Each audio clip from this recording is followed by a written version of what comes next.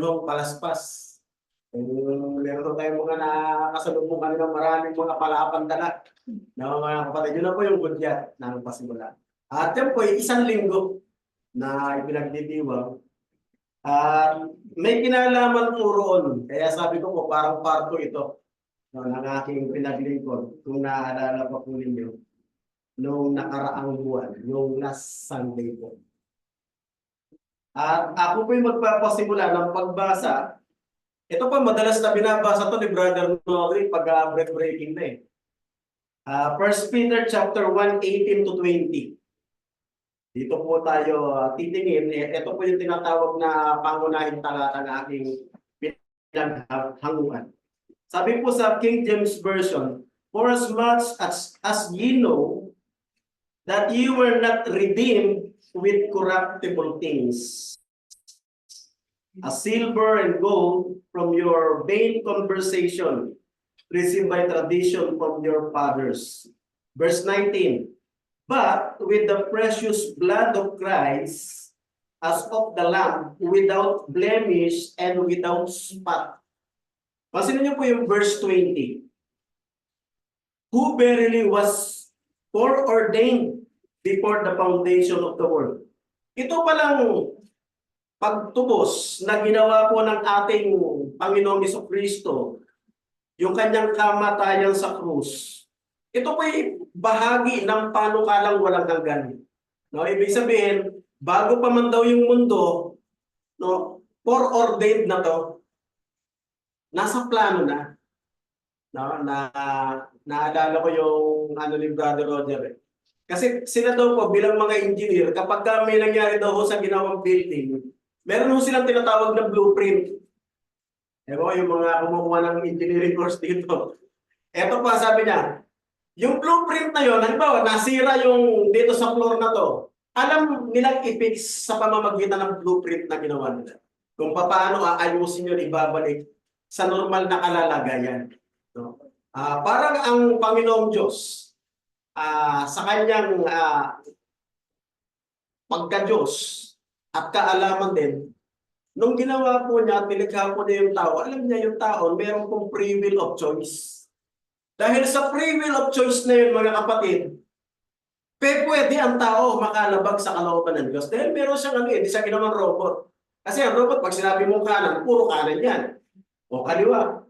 Kaya lang, hindi mararamdaman ng Diyos na ang tao may pananampalataya sa Kanya kung hindi may exercise yung free will of choice. Yun yung kagandahan, pero yun din yung risk. Yun din yung risk. No? Kaya alam niya, bago pa man lalangin ang mundo, alam niya na meron siyang isasakripisyo. Na yun ang makatutubos na pampawi sa lahat ng kasalanan ng sangkatauhan. At yan, yung kamatayan ng Panginoon na yan, before pa ng foundation of earth, nakahanda na. Pati yung binabanggit niya sa verse 20, no? Who verily was foreordained before the foundation of the world, but was manifest in these last times for you. Para ho sa mga tinawag sa Greek word, ecclesia. Ayun po yun. At ang ginamit po na salita, mga kapatid, sa Greek translation, proginosko. Proginosko, na ang ibig sabihin, to know beforehand. Malaman natin yung pagliligtas na ginawa ng Diyos, hindi lang ngayon nangyari yan. Bago pa man ang mundo naging mundo, nakahanda na. At ang isa pa ang meaning niya, to foreknow. No? Yung bago pa man yung mangyari yung isang bagay, nakatakda na. Pero hindi po yan yung paniniwala ng mga Baptist na predestination. Magkaiba po yun. Nabire mo, kahit na mabuti ka, kahit na banal ka, pag sinabi ng may impyerno ka pa rin. Hindi po pero nag-ibig sabihin nun. Kung hindi, itong sitwasyon lang na pagtubos na ginawa ng Panginoon sa ating mga kasalanan. Kaya sabi niya, hindi tayo tinutubos sa mga nasisirang mga bagay. No? Hindi sa mga kayamanan, kung hindi ng mahalagang dugo na gaya ng sa kordero, walang kapintasan. So, yun po.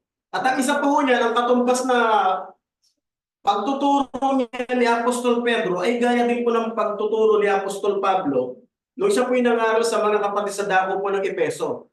Tingnan po ninyo yung Ephesians 1:7. Ganito po nakasulat. Sinabi niya doon sa mga mananampalataya sa dako ng Epeso, in Him, ibig sabihin ng in Him, ay Kristo, we have redemption through His blood. Diba, gaya rin ang sinabi ni Pedro, tinupos kayo. Hindi ng mga nasisira, ng mga kayamanan, ng mga pinamana sa inyo ng mga magulang. No? Sabi niya, nagkaroon kayo ng katubusan. Tayong lahat na nasa sa Kanya, kay Kristo. Paano? Through His blood, the forgiveness of sins in accordance with the riches of God's grace. Yung po yung biyaya talaga. Kasi madalas yung mga tao, pag sinabi, ito, naka-receive ako nito, nakabili ako ng cellphone. Ito yung biyaya ko. Kasi yun ang pananaw nila. Pag binanggit yung biyaya, material thing. Pero dito, sinabi na Apostol Pablo, no, yung riches of God's grace, yung nagkaroon tayo ng redemption, ng katubusan. At yung katubusan na yun, sa pamamagitan ng dugo ni Kristo. At chapter 3, verse 11, yung katubusan na yan, yung dugong yan, no, Ephesians 3:11, sabi po niya, according to His eternal purpose. Yan pala, paano ka lang walang hanggan? Ibig sabihin, wala pa hong time, wala pa hong minuto, wala pang segundo, wala pang oras, nakahanda na. Gaya din po ng sinabi ni Apostol Pedro. According to His eternal purpose that He accomplished in Christ Jesus our Lord. Yung daw pong redemption na yon, yung eternal purpose na yon, nangyari o naganap na natapos ng ating Panginoong Jesucristo sa pamamagitan ng Kanyang kamatayan. Kaya po nung nakaraan, sabi ko po, importante po yung kapanganakan ng Panginoong Jesucristo. Kung kailan, sabi nga po ng Biblia, kapag wala nakasulat, wag nating i-assume. Sabi nga, di ba, may kanta, when the Bible is silent, we must be silent. Pero pagka sinabi ng Biblia, doon din po tayo magsasalita. We speak where the Bible speak, and we are silent when it is silent. Yan po yung binanggit sa banal na kasulat. Po doon sa kung babalikan po natin, no, yung inaaninuhan, kasi si Kristo po yung tunay na katawan eh. Ngayon tingnan po natin yung inaaninuhan. Yung anino po kasi, yung mga lamb na sinasakripisyo o animal offering. Tingnan nyo po in Leviticus chapter 22 verse 21. Ganito po ang nakasulat na ating mababasa. Sabi po niya, and when anyone offers a sacrifice of peace offering to the Lord, to fulfill a vow or free will offering from the herd or from the flock, to be accepted, it must be perfect. Nakuha niyo po, yung inaaninuhan, kanina ang binasa natin, yung katawan. Si Kristo po yung katawan. Yung inaaninuhan, yung mga animal sacrifices, para daw po tanggapin ang handog, kinakailangan perfect. Nakuha niyo po. Dapat po walang kapintasan sa wika pong Tagalog. There shall be no blemish in it. Verse 22. Animals blind or disabled, or sabi niya, having discharged or have an itch or scrubs, you shall not offer to the Lord, or given them to the Lord as food offering on the altar. Halimbawa, may langib, pilay, bulag, may galis. Hindi ho yan tatanggapin ng Panginoon. Kinakailangan daw po, walang kapintasan. No? Sabi po doon, kailangan ding walang kapintasan ang baka o tupa o kambing na dadalhin bilang handog na pangkapayapaan. Ito man ay pagtupad sa panata o pusang loob. Huwag kayong magdadala sa altar ng baka, tupa o kambing na bulag, pilay, may galis, o may kati, o may anumang kapansanan bilang handog na susunugin. So pansinin niyo po, kung yung anino, napakatindi po ng pamantayan para tanggapin, mas lalo po yung tunay na inaaninuhan, wala pong iba kundi ang ating Panginoong Jesucristo. Kaya ang sabi niya po doon sa 1 Peter 3:18, ito po, sa pagtuturo ni Apostol Pablo, sabi po niya, for Christ also suffered once, kaya nga sabi ko noong nakaraan, hindi po ito taon-taon, isa lang, sa kanila kasi, kagaya ngayon, every year, patay sa kanila yung Panginoon. O, bakit lagi na lang taon-taon patay sa kanila? Ha? The righteous for the unrighteous, that he might bring us to God, being put to death in the flesh, but made alive in the spirit. Sapagkat si Kristo na walang kasalanan, pansinin niyo po, yung kaninang inaaninuhan, yung mga hayop, hindi pwedeng tanggapin ng Diyos pagka may kapintasan. In the same manner, mas lalo po yung tunay, yung katawan. Kaya po ang Panginoon, namatay po siya na walang kasalanan. So perfect. Walang kasalanan ay namatay ng minsan para sa inyo na mga makasalanan upang iharap kayo sa Diyos. Siya'y pinatay sa laman at muling binuhay sa Espiritu. Isa pa ho, no? Makikita po natin yan in 1 Peter pa rin, chapter 2, verse 22. So simulan ko muna yung 21. Ang pagtitiis at hirap ay bahagi ng pagkakatawag sa inyo ng Diyos. Kaya po madalas sinasabi ko, kasi meron ng tinatawag namin, ewan kung familiar kayo rito, yung prosperity preaching. Kaya kung marami silang nahihikayat, pag naka-Kristo na kayo, hindi na kayo makakaramdam ng sakit. Hindi na kayo magkakasakit. Sino walang pera sa inyo rito? Taas yung wallet nyo. Mamaya magkakapera na yan. Yung po yung prosperity preaching. Mga kapatid, hindi po ganun ang totoo sa Diyos. Kasi sabi rito, ang pagtitiis ng hirap ay bahagi. Pansinin niyo po ang pagtitiis ng hirap ay bahagi ng pagtawag sa inyo ng Diyos. So kasama pala yan. So kapag naging Kristiyano ko, mga kapatid, huwag niyong expect na wala ng pagsubok, wala ng tiisin, wala ng trials. Kasama po yun, sabi po, bahagi ng pagkatawag sa inyo ng Diyos. Bakit? Sapagkat nang si Kristo ay magtiis para sa inyo, nag-iwan sa inyo ng isang halimbawa, no? Na dapat ninyong lubos na tularan. Ano yung dapat nating lubos na tularan na iniwanan niyang halimbawa?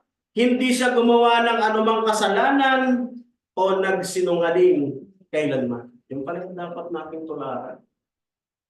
So, ibig sabihin, yung may katawan na talagang handog na inihanda pa mula pa na ang mundo, hindi pa mundo, no? Si Kristo, unblemished siya, perfect siya, wala siyang kasalanan. Niya sabi nga ni Apostol Pedro, ni kinasumpungan ng kasinungalingan ng kanyang bibig. O sa ibang translation, ni kinasumpungan man ng daya ang kanyang bibig. Mga kapatid. Kaya tuloy po natin na may kinalaman po sa handog na yun. Sa 1 Peter pa rin, mga kapatid. Babasa lang ako. O sa pagtatama, yung author po ng Hebrew, sabi po niya in chapter 9, verse 12, He entered once for all into the holy places. Kasi po sa Old Testament, pag tumutubos po ang mga saserdote yung priest, meron pong dalawang magkahiwalay po doon sa templo na may nakalagay na tabi. Yung una po, yung mga regular priest, dito po sa dakong batal. Yung po yung tumatanggap sila ng offering. Halimbawa, meron pong may sakit na leprosy, gumaling, naghahandog. Doon po yung ginagawa ng mga regular priest. Ang tawag po doon, dakong banal. Pero yung isa po, na meron pong tabing dito, ang tawag po, kabanal-banalang dako. Once a year, ang pumapasok doon, isang priest lang. Yung kataas-taasang priest o high priest. No? At yun po yung binabanggit dito. In Hebrew 9:12, he entered once, isang beses lang po yun, for all into the holy places, not by means of the blood of goats. Kasi taon-taon nilang ginagawa yun eh. Ibig sabihin, mga kapatid, cycle. Anong ibig sabihin ng cycle? Yung tuloy-tuloy lang. Kasi habang wala pa yung talagang may katawan, yung Panginoong Kristo, yearly. Kaya cycle, tuloy-tuloy lang. Kaya sabi niya rito, he entered once for all into the holy places, not by means of blood of goats and calves, but means of his own blood. Yung dugo niya na. Kasi siya po yung walang kasalanan, siya po yung hindi nagkasala, siya yung hindi nagsinungaling. Ibig sabihin, perfect po talaga. Dugo niya. Thus securing eternal redemption. Para pala ma-secure yung eternal redemption, yung walang hanggang katubusan. So ito po yung ginawang pagtubos ng ating Panginoon, yung kanyang kamatayan, wala po itong expiry.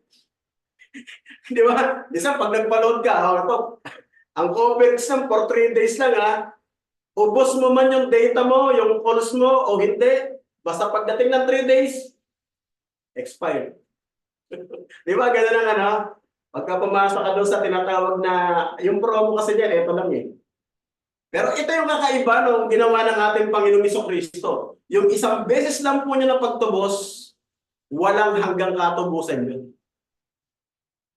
Walang expiration yun. Kaya nga po, halimbawa, hindi ka pa nababautismuhan ngayon, hindi ka pa nagko-commit. Pag nagdesisyon ka, whether next month, next year, covered ka pa rin ng salvation na yun. Wag lang magkakaroon ng physical na kamatayan. Kasi who knows, wala namang nakakaalam nun eh. Mamaya ba, alam mo, buhay ka pa. Ang alam lang natin yung ngayon, buhay tayo. Pero yung mamaya, yung future, who knows? Only God. Diba? Tuloy ko po yung verse 13. For if the blood of goats and bulls and the sprinkling of defiled persons with the ashes of heifer sanctify for the purification of the flesh, how much more will the blood of Christ, who through the eternal Spirit offered himself without blemish to God, purify our conscience from dead works to serve the living God. Sabi niya rito, kung yung mga dumungan ng mga hayop diba? Na yearly, ino-offer doon sa kabanal-banalang dako na kapag aalis, how much more yung blood ng walang kasalanan ng Diyos? Kasi mamaya alamin natin Kasi may nagtanong bakit kinakailangan? Gano'n naman ka? Hindi ko maintindihan yung bakit kinakailangan mamatay yung Diyos? May nagtanong na ibig sabihin na namatay yung Diyos, 3 days walang Diyos. Doon ako na 3 days walang Diyos. Di ang nagre-reign si Satanas. No? Mamaya, natin mamaya yan.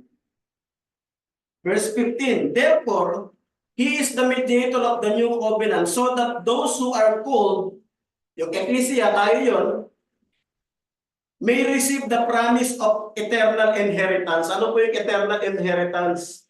Yung pong eternal redemption din, yung eternal salvation din. Mga kapatid. Since a death has occurred that redeems from the transgression committed under the first covenant. Kaya yung tugo niya nagre-retroactive. Halimbawa, yung mga nagkasala po ng unang tipan. Kasi di ba yearly ginagawa yung paghahandog taon-taon para mapatawad. So cycle. So i-anticipate mo naman yung susunod na taon, kailangan maghandog ka na naman para mapatawad. So cycle Kaya ang ginawa, yung kamatayan ng Panginoon, maging yung mga nagkasala doon sa unang tipan, mula kay Eva at kay Adan, nung namatay yung Panginoon, 33 years old po sila namatay Yung dugong po yun, nag-retroactive, maging po yung mga nagkasala sa unang tipan, nilinis. Na-redeem po yung kanilang kasalanan. At gayon din yung mga tinawag, tayo naman sa panahon natin ngayon, papunta rin doon sa inaharap, nagre-retroactive. Ganun po ka bisa yung dugo na yun. Kaya sabi niya in verse 16, for where is a will, is involved the death of one who made it must be established. Sabi niya, ang tipan daw hindi pwedeng maging established habang buhay ang gumawa. Dito po parang napakaganda ng sinabi. Kasi di ba yung unang tipan, may gumawa ng unang tipan? Tama? Kaya kaya? Yung unang tipan, yung tipan po sa Israel. Ang tanong, yung gumawa po ba ng tipan na yun, namatay? Sabi niya rito, verse 16, ang ganito. For where is a will, involved the death. Dito po masasabi ko, pag pinanggit po yung testamentum o yung covenant, death is necessary. Parang ganito yan, halimbawa, di ba sa tao na lang sa tao, halimbawa, hindi mo pwedeng kuhanin yung ipapamana sa iyo ng iyong mga magulang samantalang sila ay buhay. Tama po ba sa testamento? Kailan lang po yan makukuha? Kapag sila po ay namatay. Pero hindi ganun kadali yun dahil meron pang iiwang testamento sa mga abogado kung paano mo makukuha yan. May mga kondisyones, sabi nga, di ba? May mga kondisyones o testamento. Tuloy po natin. Kaya sabi niya, babasahin ko na yung verse 16. Kapag may testamento, no, verse 16 po yan ang chapter 9 ng Hebrew. Kapag may testamento, kinakailangan mapatunayang patay na ang gumawa niyaon. Sapagkat ang testamento ay walang bisa habang buhay pa ang gumawa. Halimbawa, yung mayamang tao nagpagawa ng testamento sa kanyang abogado. O ito yung mga anak ko, ganito ang hatian ng property. Pero samantalang siya'y buhay, walang bisa yan. Nakuha niyo po? Sapagkat ang testamento ay walang bisa habang buhay pa ang gumawa. Magkakabisa lamang iyon kapag siya ay namatay na. Kaya nagkaroon po ng bisa yung bagong tipan nung namatay po ang ating Panginoong Jesucristo. Kaya po yung katubusan, isa lang. Walang hanggang katubusan. Eternal yun, maging yung mga nasa ilalim ng lumang tipan, at maging yung tatawagin sa panahon natin ngayon at sa darating pang panahon, covered po ng redemption na yun. Mga kapatid ko. Kaya tuloy po natin yung pag-aaral. Verse 18, chapter 9 pa rin po ito ng Hebrew. Therefore, not even the first covenant was inaugurated without blood. Kahit daw po yung unang tipan, yung panahon pa nila Moises, nung pinasinayaan, yung po ba yung pinaka-eksaktong Tagalog? Tagalog. Inauguration. Pinasinayaan. Di ba kapag mga politiko na nakapagpagawa ng isang bagong structure, o ito, munisipyo to bago yung buksan, meron mo ng inauguration day. Di ba? O pag-araw ng pagpapasinaya. Dami. Lalo ng Tagalog. Di ba? Tama mga kapatid? Therefore, not even the first covenant was inaugurated without blood. So, napaka-importante pala talaga ng dugo. Sabi nga ng Hebrew chapter 9, without shedding of blood, there is no redemption. Maliban daw ho pagkabuhos ng dugo, walang kapakawaran ng kasalanan. Kaya sabi ko po kanina, pag pinag-usapan po yung salvation, pag pinag-usapan yung katubusan, death is necessary. Kailangan po ang kamatayan. Kasi habang buhay pa yung gumawa ng testamento, wala po itong bisa. Magkakaroon po ng bisa yan kailan? Pagka namatay ang gumawa. Tuloy ko po yung pagbasa. For when every commandment of the law had been declared by Moses to all the people, he took the blood of the calves and goats with water and scarlet wool and hyssop, and sprinkled both the book itself and all the people. Kasi nung panahon niya, after po basahin yung 10 Commandments, meron po siyang mga dugo. Dugo po ng baka, ng mga kambing, kasama po yung hyssop. Ini-sprinkle po yun sa tao At gayon din po sa commandment. Verse 20 saying, this is the blood of the covenant. And God commanded for you.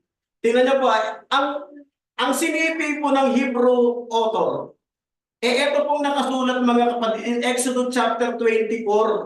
Ito po yung sinipi niya, balik tayo na. Yung pinagsipian, kinote niya lang po yun eh. Exodus 24 verse 6, simulan ko po hanggang doon po sa verse 8. And Moses took a half of the blood and put in the basins and half of the blood, and he sprinkled on the altar. So, winisik po niya yun sa altar. And he took the book of the covenant and read in the audience of the people. And they said, all that the Lord hath said, we will do, and we will be obedient. Pansinin niyo po yung 24:8. Ito po yung sinipi ng Hebrew author. And Moses took the blood and sprinkled on the people and said, ito po yung sinipi niya, behold the blood of the covenant. Pansinin niyo po, behold the blood of the covenant, which the Lord hath made with you concerning all these words. Concerning all these words. Basahin po natin. Pagtabihin niyo po yung Matthew 26, verse 26 to 28. Ito po yung makikita niyo.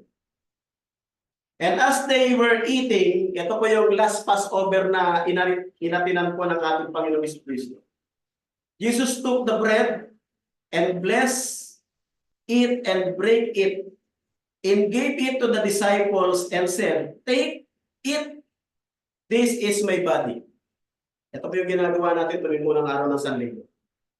And he took the cup and gave thanks and gave it to them, saying, drink ye all of it.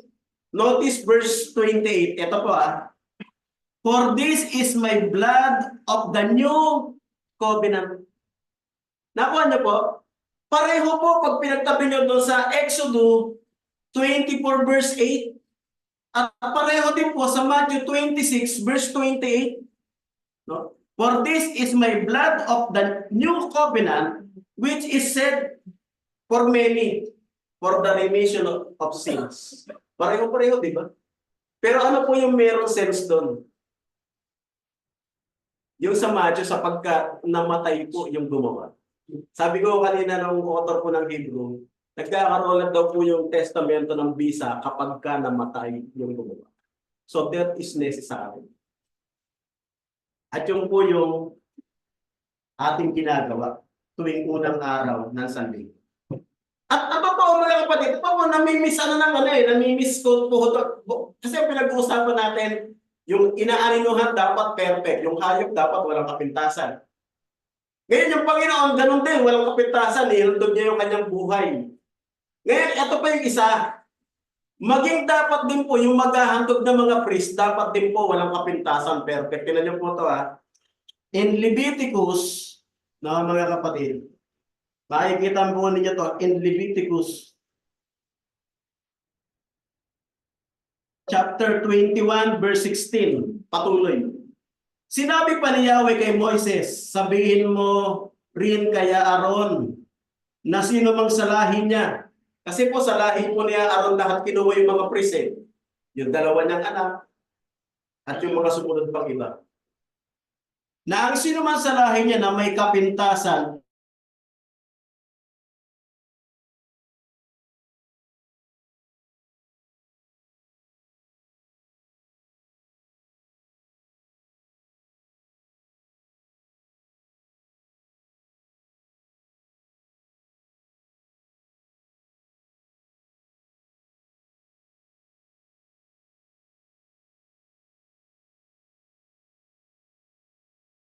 bulag ka.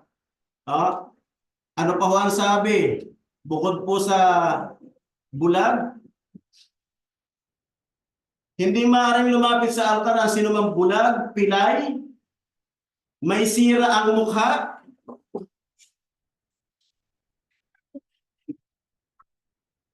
Alam niyo, nakangiti ako nung, sabi ko, bakit di ata ako papasa ng panahon na yun kung nakabuhay ako.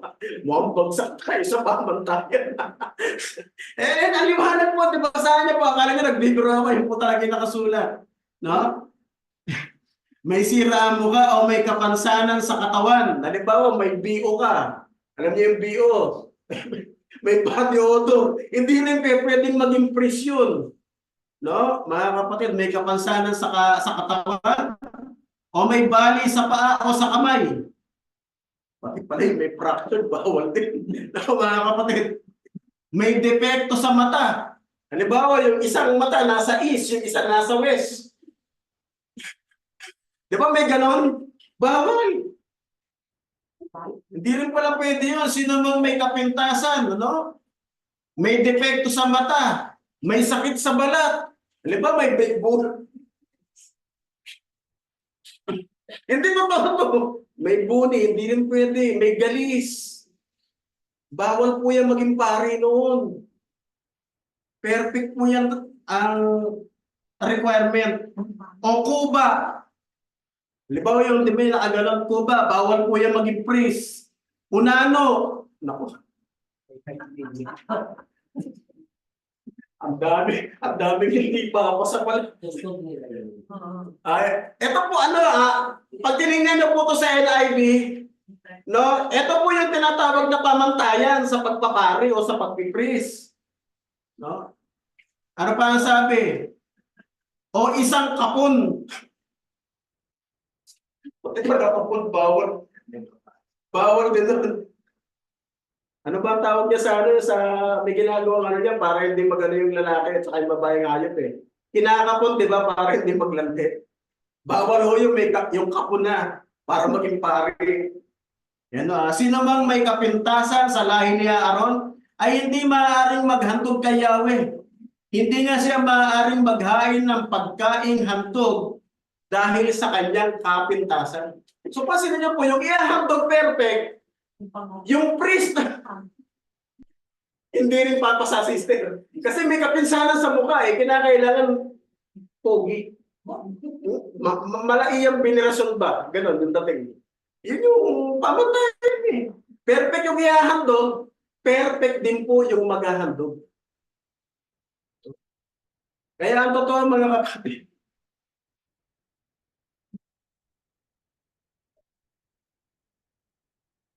in Genesis mga kapatid, babalik lang ako dun Di ba, yung unang tao na nilikha si Adam, tapos sumunod si Eva, nilagay po sila doon sa perfect environment. Bakit ko po nasabing perfect environment? Kasi hindi po kailangan magbungkal ni Adam eh. Kusang tumutubo po yung mga halaman. At hindi po niya kailangan magpawis kasi di ba nung sinumpa na sa pawis ng iyong mukha, kakain ka. Alam niyo yung mga halaman ko, kaya sinabi ko kung perfect environment, kusang nagbibigay ng bunga para maging pagkain. Pero nung nagkasala, eto na po. Chapter 3 verse 7. Gusto kong ma-notice niyo to. Nagkaroon nga sila ng pagkaunawa matapos kumain. Kasi ang galing po ng manunokso eh. Di ba ang sabi sa kanila, sa lalaki lang po ito sinabi. Alam niyo kung ba't sa lalaki? Kasi ang pinaka-head po ng family, sa isang pamilya, lalaki talaga. Sabi ng Diyos kay Adam, makakakain ka sa lahat ng puno na yan. Ang dami niyan. Pero sa puno ng bunga ng paggalam ng mabuti at ng masama, kakain niya yun huwag kang kakain na yun. Sapagkat sa araw na ikaw ay kumain na yun, walang pagsalang ikaw ay mamamatay. Yung po yung nakasulat.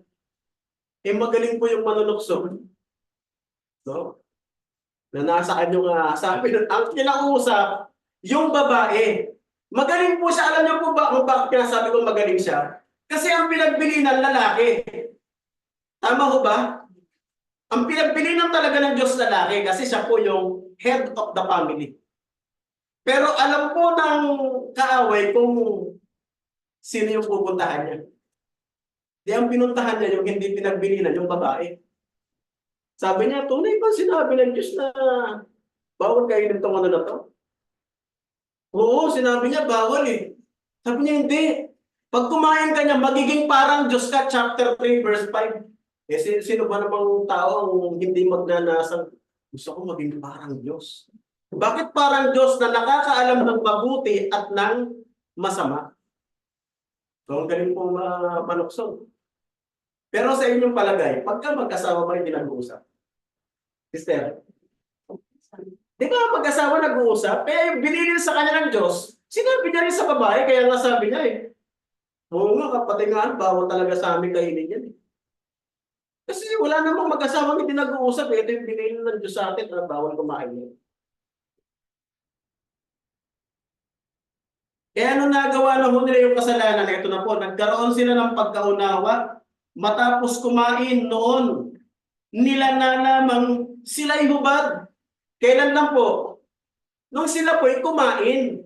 Pero hindi pa kumakain, hindi nila, wala sa kanila yung, hindi, wala yung hiya, wala yung ano, kasi nga, hindi pa sila nakakakain ng bunga ng pagkaalam ng mabuti at ng masama. So ito na po yung after the fall. At kumuha sila ng dahon ng igos, no? Na pinagtahi-tahi nila ang mga ito at ginawang panakip sa katawan. So i-pass forward ko lang po. Ito na po yung dumating na yung Diyos. Naibigay na po yung mga courses, yung sumpa. Ang nangyari po, di ba ang ginawa ng pamamaraan ng tao, man's effort, nagtahi-tahi po ng dahon ng igos. Ito po ang ginawa ng Diyos. Ang mag-asawa ay iginawa niya ng damit na yari sa balat ng hayop. So anong ibig sabihin mga kapatid? In Genesis pa lang, hindi mo naman kasi po magagawa ng damit sila na yari sa balat ng hayop nang hindi mo papatayin ang hayop. Payag kayo? Payag kayo? Ang sabi rito, at iginawa sila ng Diyos ng damit na yari sa balat ng hayop. Ibig sabihin, hindi mo makukuha yung balat ng hayop nang hindi mo papatayin ang hayop.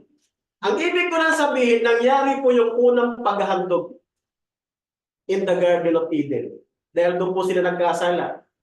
At tama po yung description sa Exodus, ay sa Leviticus, na ang dapat na maghahandog perfect. Kasi yung una pong naghandog, yung Diyos. Perfect. Nakuha niyo po? Ito pong araw na to mga kapatid, ang babala lang po sa atin, sana po hindi tayo madaya. Kasi alam nyo, yung kanilang yung kanilang topic, sabi ko hindi kami magkaparehas. Pero nung nakita ko, parang parehong-pareho, di ba? Dahil ang tagal nilang nanirahan sa Sodoma at Gomorrah eh. Nahawa na rin sila. Ito imagine niyo literally, isang napakagaganda at sariwang mga panan na prutas na nasa isang kain. Lagyan mo ng bulok. Ano kaya mangyayari? Isang bulok lang. Iwan mo ng isang araw, may mahahawa yan. How much more kung napakatagal ka nang naninirahan doon? At itong week na to napapasok, simula Lunes, araw na po yan na tinatawag nilang mahal na araw. Ano po yung babala? Sabi po ni Apostol Pablo in 2 Corinthians chapter 6:14, do not be yoked together with unbelievers. For what do righteousness and wickedness have in common? Or what fellowship can light have with darkness? Baka madaya tayo. Di ba? O, ano, may pabasa.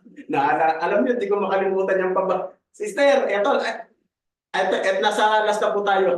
Sister, di ba kilala mo si Nanay Sina Inche? Di ba may panahatayon? Habang buhay pa yung nanay niya, may pabasa. Nung araw, ang bumabasa talaga, minsan 4 at 3 lang. Alam niyo, pagka mag-aalas 6 na, dumadami. Sumasabay kami ron eh. Di pa naman ako Church of Christ ng panahon na yun. Kaya nauso yung kantang, dami, kain, konti basa, dami kain. Kasi dumadami pagka marami na, malapit na yung kainan eh, magpapakain na yung inchik eh. Ang bumabasa 4 lang. Siyempre, alas 7 magpapakain eh. 5:30 pa lang, may mga umuupo na. Ilan ba yung nandyan na pagkakain natin? Baka kasi makapamatok tayo. Ang ibig ko sabihin, baka mamaya yung Station of the Cross, mapunta-punta tayo, may picture. Station of the Cross. Diba? Nasabi, huwag kayong makipamato. Baka mamaya, maano tayo ron. Mabuyo pa tayo. Kaya yung babala po ni Apostol Pablo, at dito na po ako dito po, parang babala talaga yan eh. Kasi akala ko ba, kayo, Church of Praise kayo, bakit? Yung nasa Station of the Cross, oh. May picture pa ron, oh. Diba? Okay, akala ko ba, bakit? Yung isang, nato sa pabasa. Talaga ako mang eh. Di ba? Dito po ako magtatapos sa isang kwento. Story time. Sa isang malaking kaharian, pinakahari po nila sa jungle, yung leon, King Lion. Nagutom po yung leon, pinatawag niya ngayon yung Pax. Sabi niya, Pax, halika rito. Gutom na ako. Kailangan makuhanan mo ako ng makakain ko kasi pagka hindi mo ako nakuha ng makakain ko, ikaw ang kakainin ko. Sabi ni Pax, delikado to. Gutom na yung hari. O sige po, lumabas yung Pax. Nung nasa kagubatan lang siya, nakasalubong po niya yung donkey. Sabi niya to sa donkey, Donkey, ipinapahanap ka sa akin ng haring leon. Bakit? Nagsasawa na daw siya maging hari, gusto niya makakuha ng successor, yung papalit sa kanya. At ikaw ang napili niya magpapalit sa kanya. Kaya halika na, sumama ka na. Ito yung pagkakataon mo, magiging hari ka na ng buong kagubatan. Sino ba naman yung tatanggi sa pagiging hari ka? Di sumama. Ngayon, nung nakita ng leon, nakasama na itong donkey, sabi niya, ito na yata yung pagkain. Dinamba.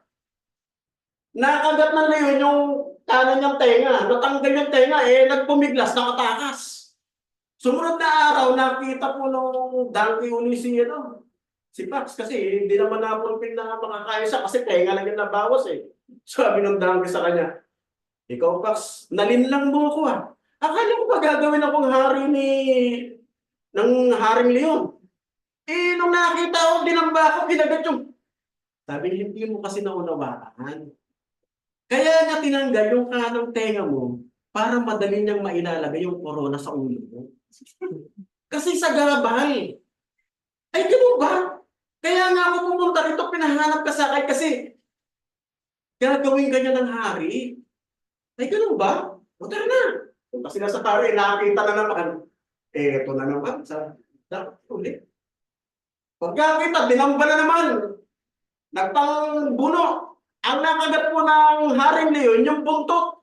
Tanggal yung buntot ng donkey, nagpumiglas na naman, nakatakas. For the second time. So hindi na naman yun, kasi para nangyari doon sa pagkain ng hari, naging, ang tawag rito, putol-putol.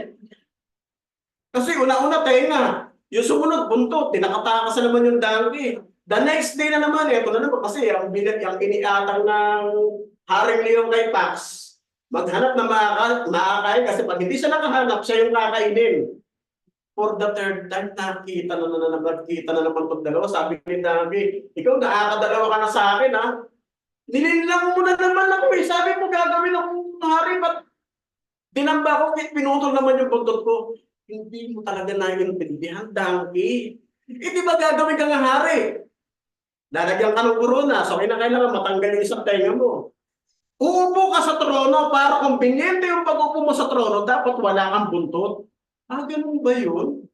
Malambot yung uupuan ng trono ng hari eh. Kapag may buntot ka ron, sagapa nyo, yung buntot mo pag umupo ka. Ganun ba? Ang ginawa ngayon ng hari, pinatawag na lahat ng mga hayop doon sa kagubatan. Ito na ngayon yung araw na to, na ikaw na yung inuluklok. Hinihintay ka na nila, ganun ba? Halika na. For the third time, ito na, sumaba na naman. Ito na po yung pinakalas, nakapos talaga siya, pinatay talaga siya ng leon. At ang sabi nung haring leon to sa Pax ko, dahil napatay ko na yan, ito yung gusto kong gawin mo. Balatan mo siya. Tanggalin mo yung baga, kailangan ko yung baga. Yan ang kakainin ko. Yung puso, no? At saka yung atay, at yung pinakahuli, yung paborito ko yung utak. So ito na, sumunod yung Pax. Binalata na. Kinuha na yung, pinasok yung baga o yung lungs. Tapos kinuha yung atay. Tapos, kinuha yung puso. Eh, gutom na yung Pax. Tatlong araw kong pinagod dito nung kakahanap ng pagkain niya. Yung huling-huling kinuha niya, yung utak. Ang ginawa ng Pax, kinain niya yung utak. Ang dinala niya lang doon sa hari, tatlo. Baga, atay, at puso. Nung binuklat ng haring leon, nagalit. Nung ginawa mo, bakit wala rin yung paborito kong utak? Nakakalimutan niyo, mahal na haring, yun. Yung kinain, pinatay ninyong donkey, walang utak yun. Pero yung 3 beses ko pa naman nauto, na bumalik dito sa'yo, sumama pa rin ang sumama sa akin. Ano sabi ng haring leon sa last? Bagay, may katuwiran ka, tama nga, no? Sumunod pa rin sa'yo, namatay tuloy. Ano yung moral lesson ng kwento? Yung kaaway po natin si Satanas, 844. Sinungaling at ama nito. Napakagaling po niya magsinungaling at kayang-kaya niya po tayong dayain, maging ang mga hirang. Tama po ba? Tingnan niyo yung ginawa ng Pax, naka 2-in-1 siya, nadaya niya na yung donkey, pati yung hari niya, nadaya niya rin. Napaniwala niya walang utak yung kasi nakain niya na. Ganun po yung ating kaaway, yung kaaway ng Diyos na si Satanas. Ganun po siya katalino. Baka po matulad po tayo kay Donkey at saka kay King Lion na naisakan din nitong Pax na ito, mga kapatid. Ganyan po kasi katusok at katalino rin yung kaaway ng Diyos na si Satanas. Muli isang magandang umaga po sa atin. Maraming salamat.